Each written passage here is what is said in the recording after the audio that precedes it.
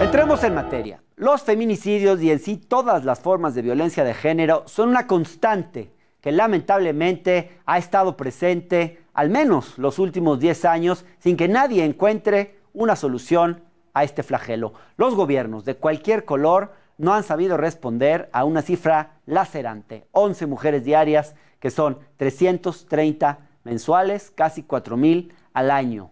Por este problema, colectivas de mujeres, porque así se denominan ellas, tomaron la sede de la CNDH en el centro. Para conocer un poco más de los hechos, les dejo esta pieza que investigó Pedro Bejarano. El pasado miércoles 2 de septiembre hubo una reunión del colectivo 10 de marzo con la titular de la CNDH, Rosario Piedra Ibarra, al que acudieron víctimas de feminicidio y violencia de género, entre las que estaban Marcela Alemán y Silvia Castillo, madres de una niña víctima de violación sexual y de un joven asesinado. Pero como Piedra Ibarra les dijo que las carpetas estaban mal integradas y tendrían que volver a San Luis, Marcela decidió amarrarse una silla. Me he amarrado porque ya me querían mandar otra vez a poner otra denuncia, ya me cansé. Mientras que Silvia despertó preocupación porque incluso amenazó con suicidarse. Entonces, ambas pasaron la noche al interior de las oficinas y afuera empezaron a llegar feministas a apoyar la protesta, hasta que el viernes 4 por la mañana, las colectivas entraron, desalojaron a los trabajadores e informaron que era una ocupación del edificio para convertirlo en refugio de víctimas. Al día siguiente, las dos mujeres que habían iniciado la protesta se fueron, pero la toma continuó. Yesenia Zamudio, del Frente Ni Una Menos, deslindó la toma de las decisiones de esas dos mujeres y acusó que Piedra Ibarra las abandonó y por eso otras víctimas decidieron apoderarse del lugar. El fin de semana, familiares de desaparecidos decidieron no separarse del resto de manifestantes y permanecer dentro del edificio, exigiendo que sean las autoridades las que se acerquen hasta ahí. Dentro de las instalaciones, tomaron los cuadros de personajes históricos, en los que hicieron pintas, arrancaron placas de la CNDH, como una donde hablaba de los derechos de los hombres, en reclamo a que se invisibiliza a las mujeres, y encendieron varios fuegos en los que quemaron papeles y páginas de un libro de López Obrador. El presidente dijo entender la lucha, pero pidió que no maltrataran los cuadros de los próceres, algo que se magnificó en redes sociales y provocó una radicalización aún mayor de las protestas. Finalmente, las manifestantes se han reunido con la secretaria de Gobernación, Olga Sánchez Cordero, y la titular de la Comisión de Derechos Humanos, con magros resultados hasta el momento. Vámonos un corte y ya regresamos con este debate.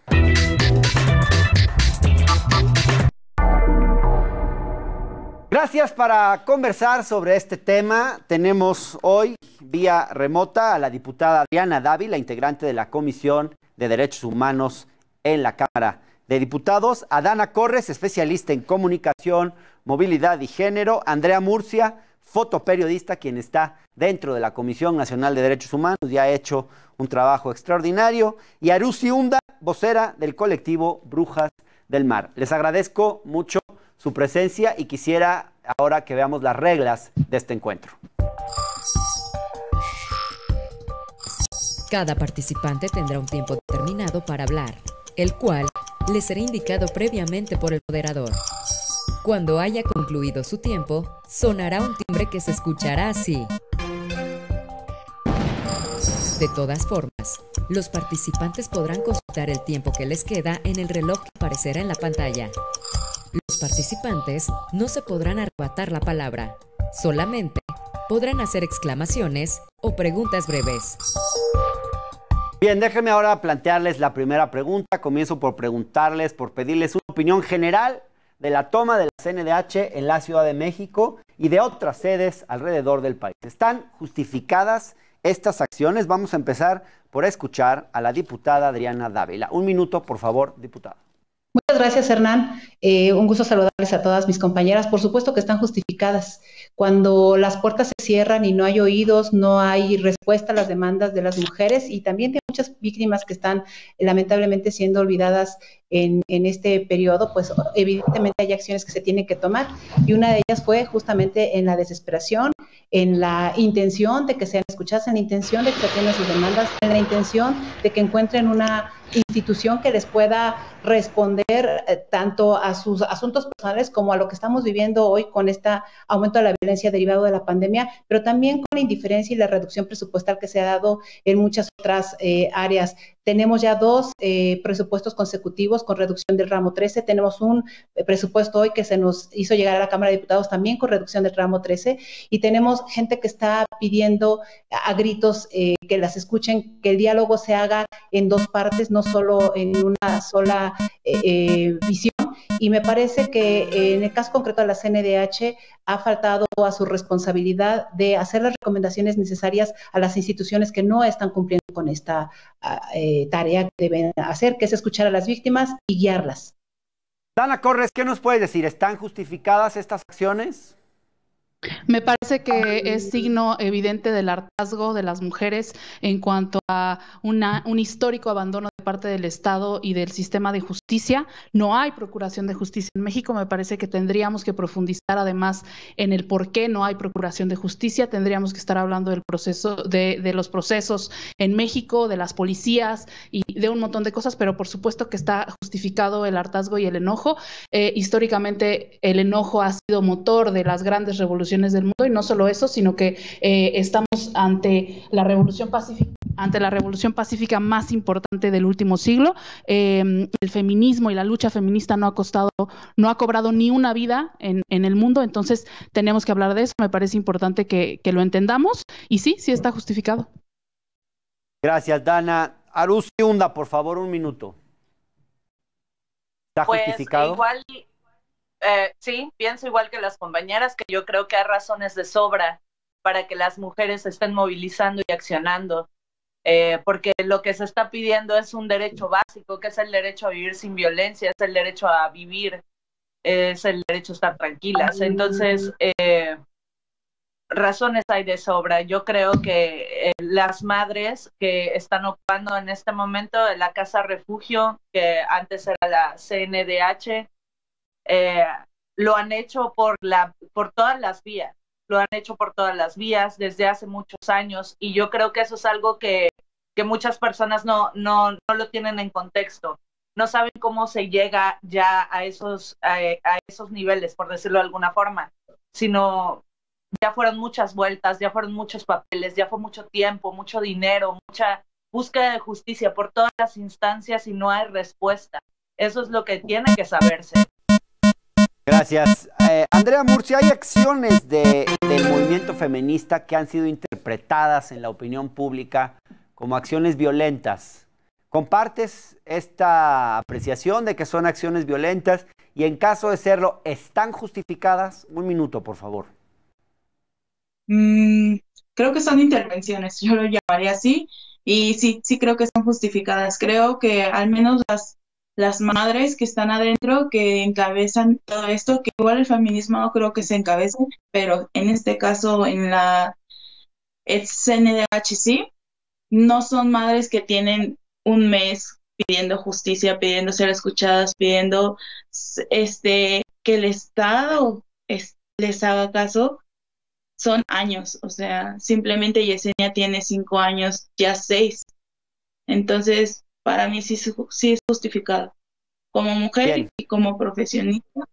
Pues. Bien, me parece interesante que además hay aquí en esta mesa, 2 mujeres de orientaciones políticas tan distintas, como una diputada del PAN, de una simpatizante de la 4T, de mujeres sin partido o sin afiliación o simpatías partidarias, y que las 4 consideren que estas acciones están justificadas. Es interesante. Ahora, de todas las instituciones que se podrían tomar para presionar por el tema de los feminicidios y de la violencia contra las mujeres, ¿por qué haber elegido la CNDH? ¿Qué pasa precisamente en esa institución? ¿Por qué no se tomó una fiscalía? ¿Por qué no tomar otro tipo de espacios? Repitamos ahora, vamos a empezar con Dana Corres. 1 minuto, por favor, Dana.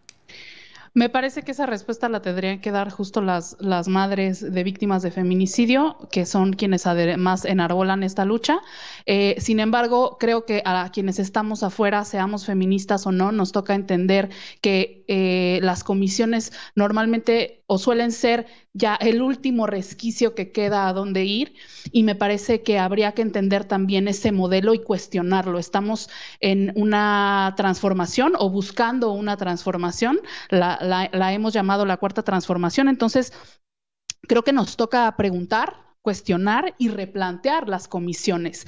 Son costosas y son ineficaces porque pareciera que solamente hay recomendaciones y supuestas reparaciones del daño, pero las víctimas no se sienten representadas por el trabajo de las comisiones. Y claro que antes de llegar a las comisiones hay todo un sistema que les falló a esas víctimas. Me parece que tendríamos que hablar de toda esa cadena hasta llegar a las comisiones y replantearlo todo. Claro. Arusia Hunda, vocera del colectivo Brujas del Mar. Un minuto, por favor, Arusia. Como yo tengo entendido que se dieron las cosas, me parece que fue a razón de que a la señora Marcela Alemán, que también ya lleva varios años, si no me equivoco, 3, en la búsqueda de justicia para su hija, que fue víctima de abuso sexual infantil, me parece que por ahí empieza todo, que ella fue a una cita a la comisión y no se le recibió ni se le atendió como era debido. Así que me parece que fueron una serie de cosas que fueron saliendo a lo mejor como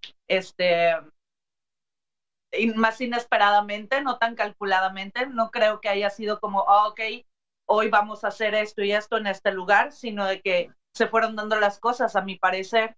Y las compañeras y otras madres de víctimas fueron acuerpando en el lugar.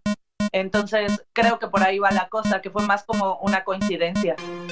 Gracias. Andrea Murcia, no sé si tú estás o estuviste en la CNDH, no sé si estás en este momento o estuviste, pero ¿por qué la CNDH? ¿Qué pasa especialmente ahí, en ese espacio? Bueno, suscribo esta parte en que esa pregunta es directamente a las madres, pero es cierto, o sea, ellas fueron a acuerpar a los familiares de víctimas de desaparición forzada que tenían ahí, que tienen años y le siguen diciendo, tu carpeta está mal, regresa en 6 meses, ¿no? Entonces, pues ellos ya hartos de todo esto decidieron tomar un salón y fueron cuando las compañeras fueron a acuerpar, a ayudar y dijeron, bueno, ya hay que tomarlo. Y lo tomaron y viene una reorganización a partir de ahí, ¿no? Claro, Adriana Dávila. Perdóname, perdí que habías terminado. Adelante. Disculpa. No, ya, está bien. Bien, ok. Adriana Dávila, ¿qué pasa en la CNDH que justifique esta toma? Mira, es muy simple. Si acudes a la Procuraduría Estatal, si acudes a una Fiscalía General, si acudes a una Comisión Ejecutiva de Víctimas y las madres y padres no encuentran respuesta a sus peticiones, a sus demandas, que como bien lo dicen quienes me antecedieron en la palabra, llevan años, muchas de ellas, me ha tocado ayudar en casos de verdad en donde es terrible la indolencia gubernamental, institucional, pues entonces la última instancia a la que tienes que acudir, que se supone que fue creada para eso y que tardó más de 2 décadas en poder fortalecerse un sistema de ayuda y de recomendación justamente a las instituciones para que cumplan su tarea, pues evidentemente es en la última instancia en donde se están instalando estas mujeres que están ansiosas de tener respuestas y se supone que la Comisión Nacional de los Derechos Humanos, Hernán, era justamente para poder evitar que las autoridades cometieran estos abusos o estas omisiones, porque es igual de grave una acción que una omisión. Entonces, ante esta situación, ante esta pared con la que se han encontrado, perdóname que lo parafrasee así, pero sería como su pared de cristal, la que no han logrado romper, pues justamente por eso la CNDH ahora está recogiendo todo esto, porque además hay una inacción terrible que nos está lastimando a todas y a todos, ¿no? Me parece que no querer decir que las autoridades actúen es justamente lo que nos tiene así. Gracias, diputada. Permítanme ir a un corte y cuando regresemos les quiero preguntar, ¿qué piensan ustedes de la respuesta que ha dado el presidente de la República y de la respuesta que ha dado la presidenta de la comisión, Rosario Piedra Ibarra? Ya regresamos después de este corte, no se vayan.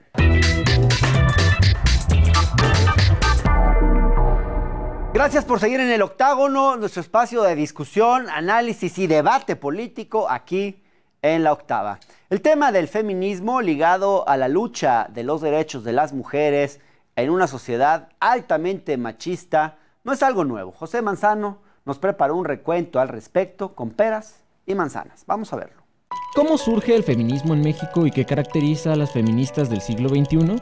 Ahí te va una explicación con peras y manzanas.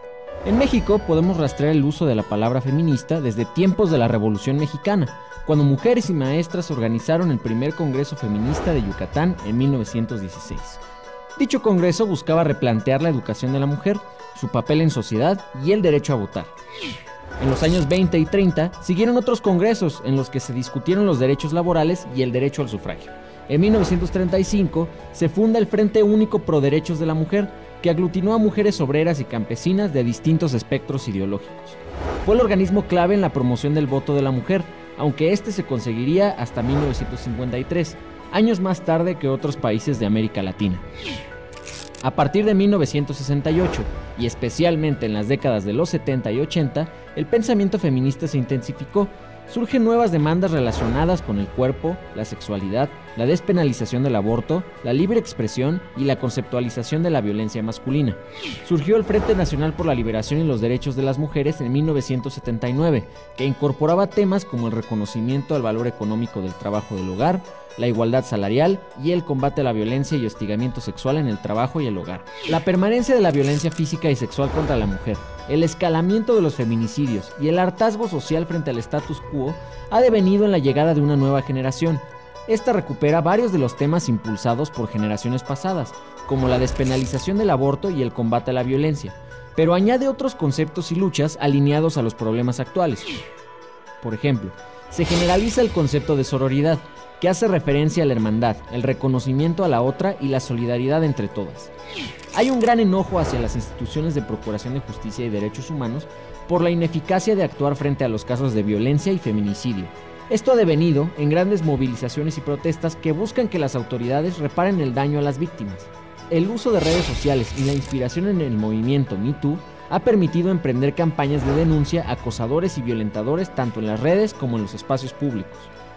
Lo personal es político. La lucha se lleva a las relaciones personales, por lo que cambian las relaciones de amistad y amorosas.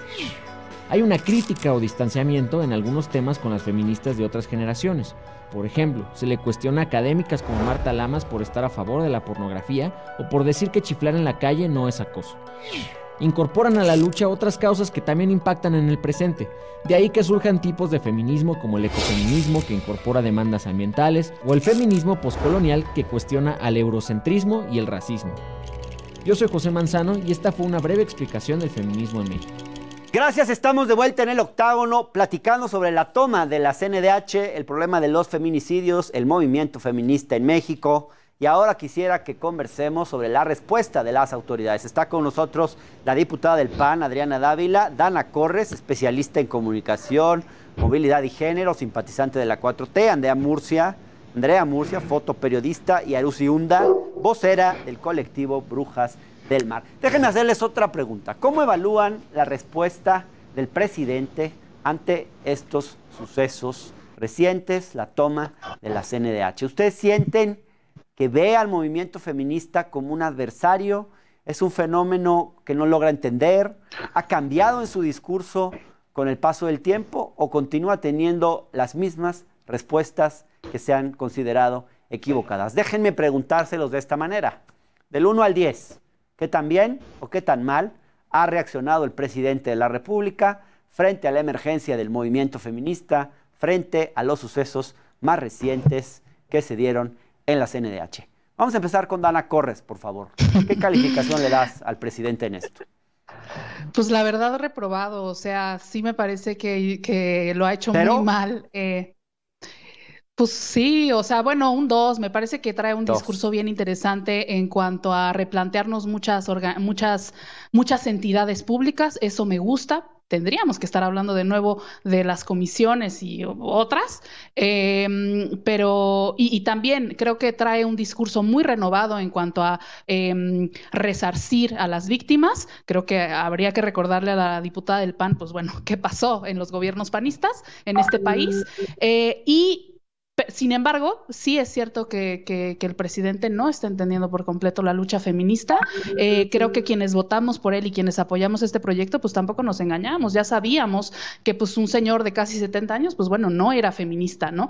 Creo que más allá de recordarle que pues las imágenes son imágenes y los edificios son edificios y las personas son personas, y que valen mucho más las personas que cualquier edificio o cualquier pintura, pues insisto, creo que, pues sí, reprobado.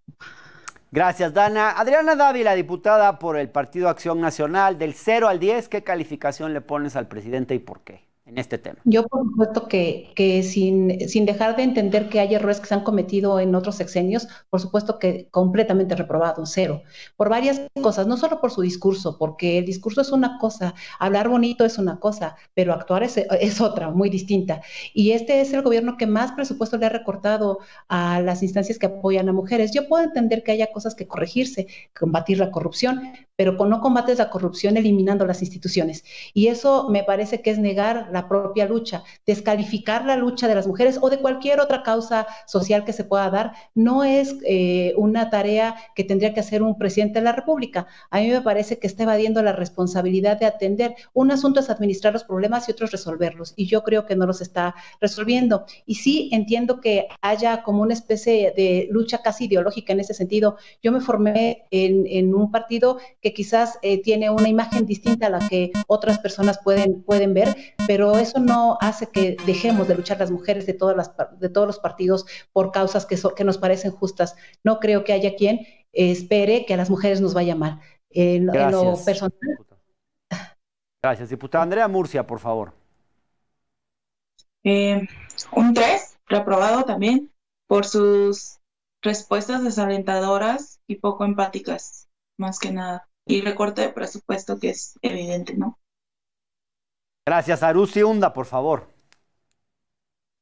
Pues reprobado también, porque... 0, 1, 2. No, ¿me escuchan? ¿Sí me escuchan? ¿Qué tan reprobado, Arusia? ¿Qué calificación le das? Pues bastante. Yo no sé quién asesora al presidente, yo no sé quién asesora a todas estas figuras que deben representarnos, porque es increíble. Pareciera, ahora sí que como dicen acá, que nada más le anda buscando a ver cómo hacer enojar más a la gente. O sea, la gente ya está enojada y las respuestas muchas veces crean todavía como más molestia, ¿no? Definitivamente tiene que cambiar de asesor. Bien, Arusi, ¿qué calificación le das al presidente en esto? No sé, 0. 0. 2 le dan 0, una le da 2 y otra le da 3 al presidente. Pues claramente reprobado en este tema. Bueno, y ahora, ¿cómo han percibido al momento, hasta ahora, la respuesta de la presidenta de la Comisión Nacional de Derechos Humanos, Rosario Piedra Ibarra? Ella comentó que hay quienes se han metido al movimiento para hacer algo mediático o para generar conflicto. ¿Cómo ven estas declaraciones de Rosario? Vamos a empezar ahora, por favor, con Adriana Dávila, con la diputada. Mira, es muy importante saber en los gobiernos a dónde vas, pero nunca olvidar de dónde vienes. Yo lamento muchísimo que quien luchó durante muchos años por encontrar justicia hoy niegue esa misma posibilidad a otras personas que luchan por encontrar justicia. Es decir, la incongruencia me parece que es terrible, porque finalmente ella, como bien, es más, todavía se autodenomina víctima. No logro entender cómo no entiende a las demás personas, cómo no logra comprender que hay un dolor profundo, que hay una impotencia y una frustración por no resolver sus problemas y que eso justifique su actuar. Yo creo que está bien seguir a una persona, a mí me parece que es correcto tener sus ideales, pero creo que Rosario Piedra tendría que ser más mexicana que López Obradorista, y eso ayudaría muchísimo, porque creo que todas estamos pensando en que las mujeres debemos respaldarnos y que cuando llegamos a un cargo de esta naturaleza es justamente para actuar y no tenerle miedo a actuar desde dentro. hay que enfrentarse también en las cosas que dentro no están funcionando, desde nuestros partidos, desde las instituciones, y creo que Rosario ha olvidado esa parte que la llevó a estar donde está, y bueno, no hablaré del cuestionamiento que tiene de cómo llegó, pero insisto, debe ser más defensora de las víctimas que defensora de la presidencia de la República. Eso es otra cosa. Tiene que apartar sus sentimientos personales de una causa que es justa para las mexicanas y para quienes hoy están padeciendo esta indiferencia e indolencia gubernamental.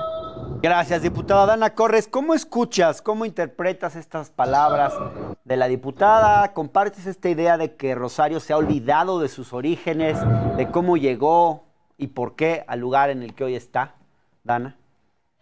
Pues me parece que sí hay muchas omisiones, o sea, desde su entrada en el cargo, pero no solo eso, o sea, me parece también de nuevo que habría que cuestionar el modelo de las comisiones. Esto no es nuevo. Quienes dirigen las comisiones históricamente han apelado a la simulación de quien está en el poder, y entonces fuimos creando instituciones ante la falta de cumplir a cabalidad, por ejemplo, con las funciones de las fiscalías, ¿no? Por ejemplo, de nuevo, tendríamos que estar cuestionando las comisiones. Sí creo que muchas de sus declaraciones han sido lamentables. En este caso creo que han habido ciertas cosas que, bueno, no han estado tan mal, pero al final no se trata de lo menos peor, se trata de que replantemos, cuestionemos y transformemos. Y yo no lo veo, por lo menos no en este punto. Claro. Andrea Murcia, ¿qué nos dices? Pues, no sé, yo creo que para los familiares es muy triste de que alguien que esperaban empatía porque ha vivido lo mismo, que escucha a recibir todo lo contrario, revictimización, archivazo de carpetas y comentarios súper lamentables. No sé, es muy decepcionante. Eso creo que lo define decepcionante su estadía. Gracias, Andrea. Arusi, ¿qué nos cuentas? Pues, ¿qué te digo, mano? La verdad es que fue, vaya, nos quedamos ahora sí con el ojo cuadrado desde acá, apuntando dedos, invitando a la sociedad a condenar la toma de la CNDH. A mí me sorprende que no sepa siquiera quiénes estaban ahí, porque ya en su momento hasta nosotras nos echó acá la bronca. Wow, o sea, que no, esas mujeres han estado sentadas frente a ella. ¿Realmente, en serio, a ese punto no les pone atención? Porque yo estoy completamente segura de la señora Marcela Alemán, la señora Yesenia Zamudio, la señora Erika, han estado ahí, o sea, han estado sentadas casi que frente a ella. ¿En serio le es tan difícil creer que ya están hartas de estos modos? O sea, y la respuesta fue básicamente vuelve a lo mismo. O sea, ni sé, ni me importa, o sea, nosotras qué tenemos que ver. O sea, está en serio, fue horrible, esa declaración fue horrible. Ahora, Olga Sánchez Cordero comentó que las instalaciones ya deberían estar libres porque ya se están llevando a cabo o respondiendo las demandas de las colectivas. ¿Qué piensan de esta postura? ¿Están esperando a que verdaderamente se cumplan estas demandas? Vamos a empezar ahora con Andrea Murcia. Pues sí, yo creo que la toma, en lo personal, lo que he visto es que no es una comodidad, o sea, no son chavas que quieren quedarse ahí toda su vida y ya, ¿no? Dejan familias, trabajos, escuela.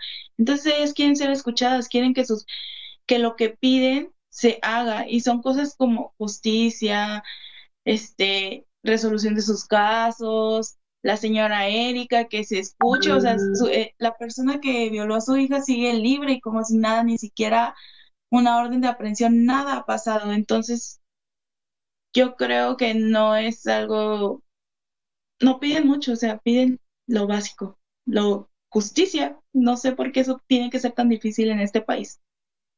Dana Corres, ¿cómo tomas las palabras de la secretaria de Gobernación? ¿Qué dijo? Lo mencioné hace un momento. Ella comentó que las instalaciones ya deberían ser liberadas porque ya se están respondiendo a las demandas de las colectivas? Pues me parece que para responder a las demandas de las colectivas, de nuevo tendríamos que hablar del sistema de justicia, y el sistema de justicia empieza desde el nivel municipal. Tendríamos que estar hablando de fiscalías, tendríamos que estar hablando de comisiones, tendríamos que estar hablando de policías. Independientemente, hace rato mencionaron el tema de los presupuestos, o sea, francamente, el que haya presupuesto o no, en el pasado había presupuesto y las cosas no se solucionaban. De nuevo, insisto, tendríamos que estar cuestionando, replanteando y tal. Hay cosas que evidentemente en 10 o 20 años de supuestos avances no han funcionado. De nuevo, también es válido, está justificado la toma. Entonces, por mí, que la comisión se quede como la casa refugio y ya, desaparezcamos la comisión, más allá de desaparecer la comisión, porque me parece muy fuerte lo que acabo de decir, más bien replanteemos y cuestionemos. Evidentemente, quien dirige la comisión no nos está respondiendo, la comisión en sí no nos está respondiendo, entonces, híjole, es un tema muy profundo de justicia. Adriana Dávila. Pues mira, yo lo primero que te diría es que Olga Sánchez Cordero tiene ciertas obligaciones constitucionales y tiene que enfrentarlas, y creo que solo administran los problemas, no los resuelven. Puedo entender cosas como que algún modelo puede no funcionar. Hay quien, como quien me antecedió en la palabra, dice que los presupuestos no eran importantes porque no resolvían cosas, pero también es cierto que ha sido una lucha de muchas de nosotras durante muchos años, incluyendo mujeres de izquierda, de derecha, del centro, que no tienen filiación, ideología, que lo que buscamos es justamente que el modelo funcione. Y a mí me parece que si no se han ido de ahí es porque no encuentran respuesta. Y cuando no encuentras respuesta vas a estar ahí. Yo no creo que en la pandemia haya quienes quieran estar ahí y no estar en sus familias. Yo no creo que en la pandemia, en estas condiciones en las que estamos, haya quienes prefieran estar tomando las instalaciones que resolviendo problemas en su vida cotidiana. De eso se trata. Y creo que justificar un proceso ideológico o del pasado o regresar, bueno, ya tienen 2 años en el gobierno, eso hay que entenderlo. Y además hay una promesa, hay una visión como la que yo veo efectivamente, Procuración de Justicia, de revisar todos los modelos, de intentar que las personas resuelvan lo que tienen que resolver, pero eso no elimina que haya declaraciones verdaderamente irresponsables de quienes están al cargo y al frente hoy de las instituciones y que tienen que responder, porque justamente ese fue el cambio que se planteó, justamente ese fue lo que se pidió y justamente ese fue lo que se prometió. Y cuando tienes una responsabilidad en ese sentido, no puedes, insisto, descalificar cualquier movimiento o cualquier toma o decir, bueno, ya váyanse porque ya nos sentamos en una mesa. Perdón, pero si te sientes en una mesa no significa que te resolvieron tus problemas. Si no, yo estoy segura que las personas que están ahí ya se hubieran ido a sus casas. No creo que quieran estar ahí permanentemente. Quieren regresar a su vida cotidiana, pero su vida cotidiana con justicia. Gracias. Permítanme un corte, ya estamos de regreso.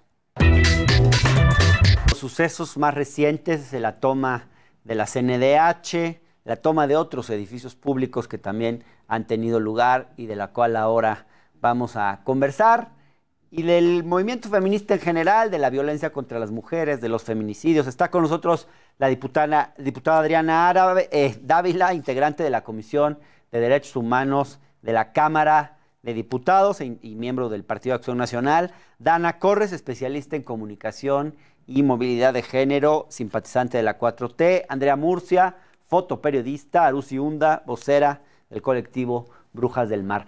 Déjenme ahora preguntarles cuáles creen ustedes que son las acciones más urgentes que debe impulsar el gobierno federal y los gobiernos estatales para avanzar hacia la resolución de los feminicidios, la violencia contra las mujeres, la desaparición forzada, etcétera. Vamos a empezar ahora con Dana, por favor, 1 minuto, Dana.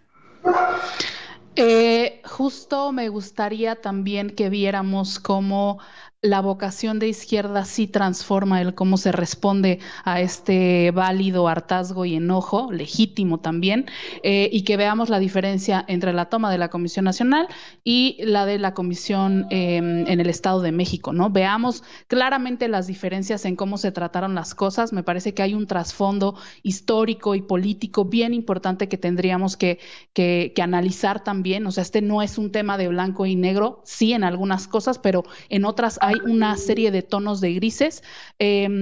me parece que lo que sigue es que hablemos no solo de el Ejecutivo, sino también de qué está pasando en los municipios y qué está pasando en los estados, sí a nivel presupuestal, pero también a nivel policías, fiscalías, etcétera. Insisto, yo no soy experta en temas de justicia, pero me parece que tendríamos que estar hablando con las y los expertos dedicados exclusivamente a este tema, que tienen muchos análisis bien interesantes y me parece que por ahí deberíamos empezar. Andrea Murcia, ¿cuál es para ti la agenda más importante? ¿Cómo? La agenda más importante para prevenir la violencia contra las mujeres, combatir los feminicidios. Wow, es que suscribo mucho lo que dice Dana, porque a mí también me tocó estar en lo que pasó en Atizapán y me parece abismal la diferencia en cómo se llevaron las cosas a cabo allá, en Ecatepec y acá. Y entonces eso sí te abre a replantearte cómo te debes de preguntar desde municipios, estados y todos estos que se está centralizando.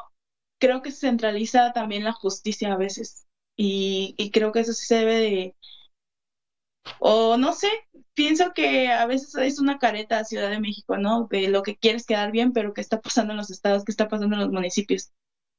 Claro. Y Bien, eso. Arusi Unda, por favor. Bueno, primero quisiera decir que la vez pasada yo no respondí y tampoco me parece correcto que si Nada es correcto. un minuto de respuesta se alarguen, porque eso es falta al respeto al tiempo de las respuestas de las demás. Tienes toda la Que no se razón y por eso ahora te vamos a dar 2 minutos, Arusi. Por favor, pónganle un minuto más, No necesito Arusi. 2 minutos para hablar. Yo no necesito 2 minutos para hablar. Solamente eso es molesto. Adelante, Arusi, por favor. ¿Adelante qué? ¿Qué respondo? ¿Quieres? ¿La que no respondí o esta? Las dos, por eso te digo que te damos un minuto más para que puedas responder la que no pudiste responder. No, la verdad no necesito un minuto más. Estoy bien así, gracias. Ok. ¿Quieres agregar alguna otra cuestión? No, nada más eso era todo. Te pido una disculpa, Arusi. Diputada Adriana Dávila, por favor. Gracias, ofrezco una disculpa.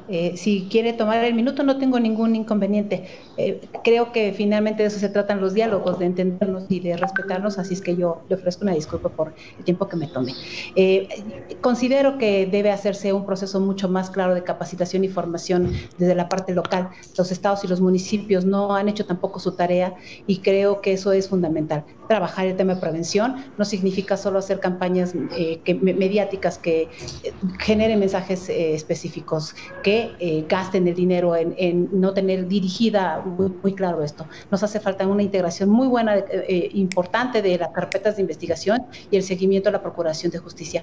Estoy segura que nosotros hemos propuesto aquí una ley general contra los feminicidios, espero que se pueda discutir en la Cámara de Diputados y considero que puede mejorarse el sistema de Procuración de Justicia. Ahí donde tenemos que entrar.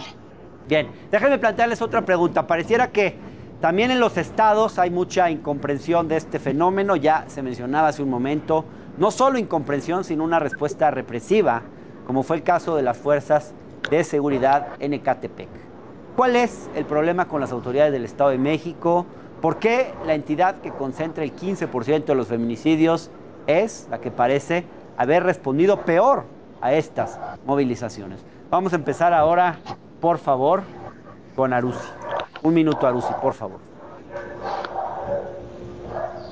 Definitivamente lo que ocurre en las periferias, el contexto de las mujeres que vivimos en otras ciudades es bastante diferente. Nada más aquí en Veracruz sería imposible, literalmente, sería imposible hacer algo remotamente similar como las acciones directas que han hecho las compañeras de la Ciudad de México. Seas quien seas, es imposible. Y yo creo que justamente por eso hay que descentralizar la lucha, hay que voltear a ver qué es lo que está pasando, y yo creo que se está haciendo, porque justamente toda la acción que se hizo a través de redes sociales para seguir a las compañeras, para estar monitoreando todo lo que estaba pasando, es lo que debe pasar siempre. Tenemos que tener así que un ojo en las periferias eterno, porque ya está comprobado, ya no puede ser más claro que en la Ciudad de México hay procederes distintos. Entonces, eso es lo que yo creo que nos queda como algo que hay que poner atención. Claro. Gracias, Arusi. Dana Corres, por favor.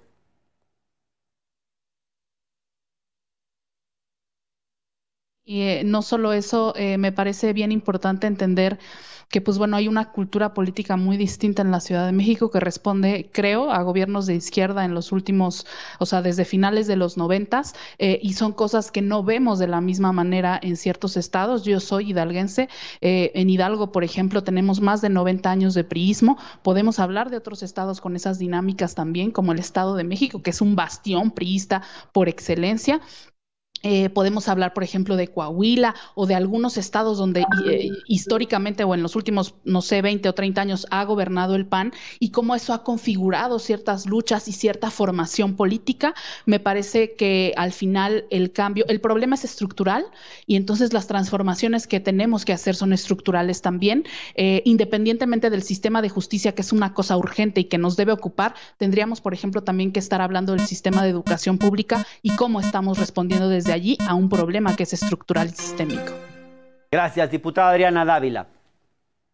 Bueno, yo no creo que eso tenga que ver con todas las ideologías. Me parece que las mujeres de izquierda, de derecha, de centro, estamos pidiendo justicia y no nos preguntan cuando nos lastiman de qué filiación política somos. Y también creo que en todos los partidos hay gente buena y hay gente que no se la deseamos ni a los demás. Así es que me parece que esto va más allá de eso. Es justamente la posibilidad de empezar a un diálogo mucho más abierto y mejorar nuestros sistemas de procuración e impartición de justicia, nuestros mecanismos de prevención, nuestra posibilidad de entender que las leyes deben cumplirse y no dar paso a la impunidad. Creo que no podemos calificar, no creo que los extremos nos ayuden en lo absoluto a resolver problemas que son añejos y que nos llevan a entender que la medida en la que las mujeres estemos más unidas, dejándonos de desechar unas con otras, podremos hacer mucho más por nosotras mismas. Quería yo darle la palabra a Andrea Murcia, pero me dicen que lamentablemente se perdió la comunicación con ella. Quisiera pedirles 30 segundos a cada una de conclusiones de este diálogo. Por favor, vamos a empezar con Dana. Sí, me gustaría responderle a la diputada. Yo no dije que las mujeres, dependiendo de nuestra ideología, nos matan o no nos matan a todas, nos violentan a todas, nos acosan a todas, nos abusan a todas y nos oprimen a todas, sin importar nuestra condición. Por eso somos mujeres. Yo me refería más bien a los gobiernos y a los sistemas políticos que responden a las ideologías y a los partidos políticos ostentados, sobre todo dirigidos, liderados por varones. Y en este caso tendríamos que estar hablando, sí, de ciertas ideas que algunos partidos comparten. Pues no hay que olvidar, por ejemplo, que el PAN ha estado en contra del derecho a decidir, por ejemplo. Perdón. Gracias, Dana. Diputada Adriana Dávila, 30 segundos, por favor. ¿Qué responde a esto? Mira, yo creo que hay que empezar a trabajar incluso desde nosotras, involucrar mucho más a los varones, Hernán. Cuando hacemos una lucha de las mujeres, solo de las mujeres, dejamos de entender que parte de los problemas que tenemos es justamente trabajarlo en conjunto con ustedes. Esa medida nos ayudará a resolver parte de los problemas, a entender que ese proceso cultural que lamentablemente nos tiene con consecuencias difíciles puede mejorar si logramos hacer este entendimiento y empezar a trabajar, reitero, con ustedes. Hay que trabajar en esa cultura machista, sí, pero también en esa cultura machista que a veces no logramos entender desde los hogares, ¿no? Y finalmente, pues de eso se trata, de cambiar este proceso de feminismo que no elimina luchas anteriores, pero sí que nos integre a todas y a todos. Gracias, diputada. Gracias, diputada. Arusi Unda, por favor. ¿Con qué nos despides? Arusi Unda, ¿nos escuchas? Ya, sí, los escucho. Adelante. Yo creo que tenemos que ir a la raíz, tenemos que analizar, tenemos que estudiar, tenemos que comprender cuál es la raíz de las violencias que nos atraviesan, para así empezar a hacer con un pleno entendimiento del fondo las acciones que deben de llevarse a cabo para poder empezar a realizar formas para solucionar el fondo. Pero todo se está viendo muy por encima. Y ese es el problema. No hemos llegado al fondo de esta situación y no se está escuchando cuál es el fondo. Muchas gracias. Yo les agradezco a las 3, bueno, a las 4, una ya se nos fue. Muchas gracias por su participación en este diálogo.